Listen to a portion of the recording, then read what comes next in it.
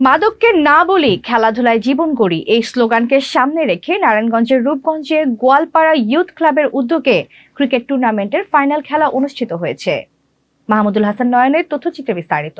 মঙ্গলবার বিকেলে পূর্বাচল উপশহরের বৌরারটেক মাঠে এই ফাইনাল খেলা অনুষ্ঠিত হয়।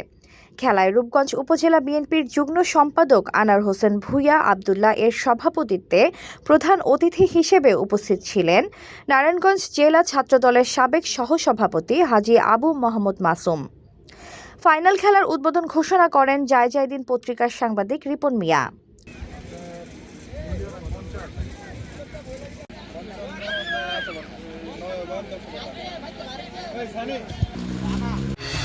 ঘরে বা ইন্ডাস্ট্রিতে মেঘনা স্টার কেবলস, বিশুদ্ধ কপারের নিরাপদ কেবলস, আপনার নিরাপত্তার সঙ্গী। বিশেষ অতিথি হিসেবে উপস্থিত ছিলেন নারায়ণগঞ্জ জেলা জিয়া মঞ্চের সভাপতি জজ মিয়া, নারায়ণগঞ্জ জেলা তাঁতি দলের সভাপতি অ্যাডভোকেট মুস্তাফিজুর রহমান শুক্কুর, রূপগঞ্জ ইউনিয়ন মহিলা দলের সভাপতি জাহানারা বেগম। এছাড়া উপস্থিত ছিলেন যুবদল নেতা জাহাঙ্গীর মিয়া, শরীফুল ইসলাম শরীফ, বিএনপি নেতা রেজাউল করিম খোকন, যুবদল নেতা মেহেদি হাসান রকি প্রমুখ।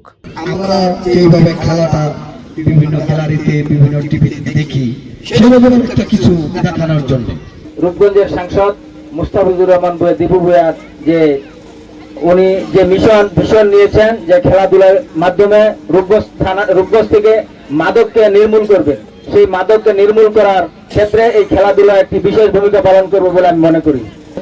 খেলাধুলা শুধুমাত্র এখন আমাদের বিনোদন নয়, খেলাধুলার মাধ্যমে আমরা আমাদের প্রত্যেকটা অঞ্চল থেকে সমস্ত প্রকার মাদক সন্ত্রাসের বিরুদ্ধে আসলে একটা জোরালো অবস্থান হচ্ছে এই খেলাধুলা যদি আমরা বেশি বেশি করি, খেলাধুলার মধ্যে যদি আমাদের তরুণ প্রজন্ম যুব সমাজকে যদি সম্পৃক্ত করা যায়, তাহলে আমরা প্রত্যেক এলাকাকে একটি সন্ত্রাস মুক্ত মাদক মুক্ত এলাকা হিসেবে গড়ে তুলতে পারবো।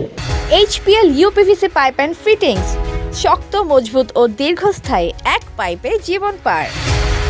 খেলা দেখতে বিভিন্ন এলাকা থেকে বিভিন্ন শ্রেণী পেশার খেলাপ্রেমী দর্শক মাঠের চারপাশে ভরে যায়। উত্তেজনাপূর্ণ খেলায় দক্ষিণবাগ টাইগারকে পরাজিত করে বিজয়ী হয় টেকনোদ্দা একাদশ। খেলা শেষে বিজয়ীদের হাতে পুরস্কার তুলে দেন অতিথিরা। যদিও কোনো অনুষ্ঠানের হয়তো ধারাভাষ্য বা বক্তব্য পরিচালনা করিনি, সেই কারণে